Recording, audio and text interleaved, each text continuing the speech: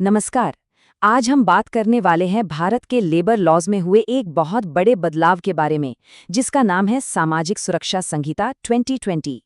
ये वो कानून है जो भारत के हर वर्कर को, चाहे वो कहीं भी कैसे भी काम कर रहा हो, एक सोशल सेफ्टी नेट देने का वादा करता है। जरा इस तस्वीर को देखिए। आज भारत का वर्कफोर्स कुछ ऐसा ही दिखता है।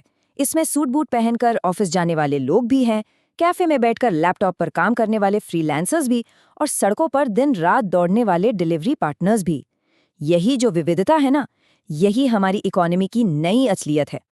लेकिन यहाँ एक बड़ा सवाल उठता है। जब काम करने के तरीके इतनी तेजी से बदल रहे हों और कानून पुराने ही रह जाएं, तो होता क्या है? होता ये है कि लाखों मेहनती लोग बिना किसी सोशल सिक्योरिटी के, बिना किसी सहारे के रह जाते हैं। और इसी बहुत बड़ी खाई को भरने के लिए ये नई संहिता लाई गई है। तो चलिए एक एक करके इस नए कानून की परतों को खोलते हैं। हम देखेंगे कि कैसे इसने ढेर सारे कानूनों को एक किया, कैसे पहली बार गिग वर्कर्स को एक पहचान दी, ग्रेच्युइटी के नियमों में क्या बदला, महिलाओं के लिए क्या बेहतर हुआ, ईपीएफ और ईएसआई का दायरा कितना बढ़ा, और हाँ, आखिर में ये भी देखेंगे कि आगे की राह में चुनौतियां क्या हैं। तो सबसे पहले बात करते हैं इस कानून के दिल की, मतलब इसके सबसे बड़े आइडिया की। एक देश एक सुरक्षा कोड। ये भारत के उलझे हुए और बिखरे हुए लेबर लॉ सिस्टम को एक साथ लाने की एक बहुत बड़ी कोशिश है। देखिए, पुरानी व्यवस्था में ना बहुत सारी दिक्कतें थी। कानून इतने सारे और अलग अलग थे कि कवरेज अधूरा था। कंपनियों के लिए कागजी कार्यवाही का बोझ बहुत ज्यादा था। लाखों लोग तो कानूनी दायरे में आते ही नहीं थे। और सबसे बड़ी बात, आज की गिग इकोनॉमी के लिए तो ये कानून बिल्कुल बेमानी हो चुके थे। और ये कोई छोटा मोटा बदलाव नहीं है। जरा सोचिए, नौ अलग अलग कानूनों को, जैसे कि provident fund act, ESI act, maternity benefit act, इन सबको मिलाकर सिर्फ एक कोड बना दिया गया है। मतलब उलझन कम और क्लैरिटी ज्यादा। अब आते हैं इस कोड के सबसे बड़े गेम चेंजर पर। इसने भारत के उन लाखों अदृश्य वर्कर्स को पहचान दी है जो हमारी इकोनॉमी का हिस्सा तो थे, पर कानूनी किताबों में कहीं थे ही नहीं। तो ये कोड करता क्या है? देखिए, ये पहली बार गिग वर्कर और प्लेटफॉर्म वर्कर जैसे शब्दों को कानूनी तौर पर डिफाइन करता है।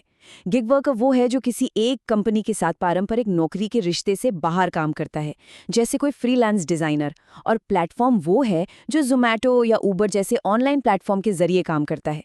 सिर्फ ये परिभाषा ही उन्हें कानूनी सुरक्षा के दायरे में ले आती है।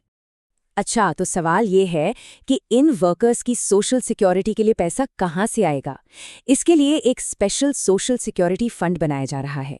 इसमें सरकार तो पैसा डालेगी ही, साथ में ज़ोमैटो और ऊबर जैसी कंपनियां, जिन्हें एग्रीगेटर कहा गया है, उन्हें भी अपने सालाना टर्नओवर का 1 से 2% इसमें देना होगा।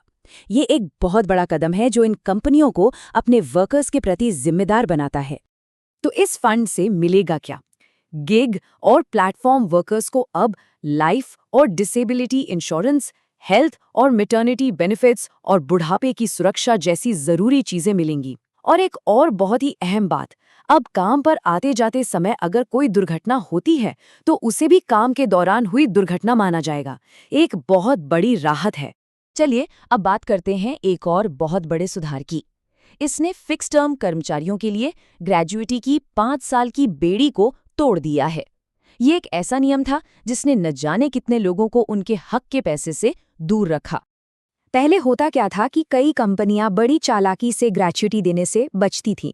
वो कर्मचारी के 5 साल पूरे होने से ठीक पहले उन्हें नौकरी से निकाल देती थी और फिर वापस नए कॉन्ट्रैक्ट पर रख लेती थी। ये एक कानूनी लूपहोल था जिसका खूब फायदा उठाया जा रहा था। लेकिन अब ये सब बदल गया है। अब देखिए, फिक्स टर्म कर्मचारियों के लिए ये लिमिट 5 साल से घटाकर सिर्फ 1 साल कर दी गई है। मतलब अगर किसी ने 1 साल भी काम किया है तो उसे उस 1 साल के हिसाब से ग्रेच्युइटी मिलेगी। ये सच में एक बहुत बड़ा और जरूरी बदलाव है। अब आते हैं महिला कर्मचारियों के लिए किए गए कुछ बहुत ही जरूरी सुधारों पर। इस कोड ने मैटरनिटी बेनिफिट्स को और भी मजबूत और समय के हिसाब से प्रासंगिक बनाया है। और इसकी पात्रता भी बहुत सीधी सादी रखी गई है। अगर किसी महिला कर्मचारी ने पिछले 12 महीनों में कम से कम 80 दिन काम किया है तो वो पहले 2 बच्चों के लिए 26 हफ्तों की पेड मैटरनिटी लीव की हकदार है। ये इंटरनेशनल लेबर ऑर्गेनाइजेशन यानी ILO के 14 हफ्ते के स्टैंडर्ड से लगभग डबल है, जो भारत को इस मामले में दुनिया के सबसे प्रगतिशील देशों में से एक बनाता है। और इतना ही नहीं, इसमें और भी कई अच्छी चीजें हैं, जैसे गोद लेने वाली या सरोगेट माताओं के लिए 12 हफ्ते की छुट्टी, वर्क फ्रॉम होम का ऑप्शन, 50 से ज्यादा कर्मचारी वाली जगहों पर क्रेश यानी शिशुगृह की अनिवार्य सुविधा। ये सब कुछ इसमें शामिल किया गया है। अब देखते हैं कि इस कोड ने भारत की 2 सबसे बड़ी सोशल सिक्योरिटी स्कीम्स EPF और ESI के दायरे को कैसे बढ़ाया है, ताकि ज्यादा से ज्यादा वर्कर्स को इनके फायदे मिल सकें। जैसा कि हम देख सकते हैं, बदलाव काफी साफ हैं। पहले EPF सिर्फ कुछ चुनिंदा इंडस्ट्रीज पर लागू होता था, पर अब ये 20 से ज्यादा कर्मचारी वाली हर इंडस्ट्री पर लागू होगा। इसी तरह ESI अब 10 से ज्यादा कर्मचारी वाले हर प्रतिष्ठान पर लागू है, चाहे वो कोई भी हो। और जहां काम खतरनाक है, वहां तो अगर एक भी कर्मचारी है तो ESI कवरेज देना ही पड़ेगा। तो ये कानून कागज पर तो बहुत अच्छा लगता है, पर असली इम्तिहान तो इसे लागू करने में है, और यहीं पर कुछ बड़ी चुनौतियां सामने आती हैं। तो सबसे बड़ा रोड़ा क्या है, खासकर जब बात गिग और प्लेटफॉर्म वर्कर्स के हक की हो? ये है क्लासिफिकेशन की लड़ाई।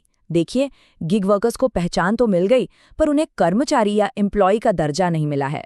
और इसका सीधा मतलब ये है कि वो EPF और ग्रेच्युटी जैसे उन फायदों से बाहर हैं जो सिर्फ कर्मचारियों को मिलते हैं। तो आखिर में सवाल यही बचता है, क्या ये कोड वाकई एक नए दौर की शुरुआत है, या असली लड़ाई तो अब शुरू हुई है? इसका जवाब तो इस बात पर टिका है कि ये कानून जमीन पर कितनी मजबूती से लागू हो पाता है।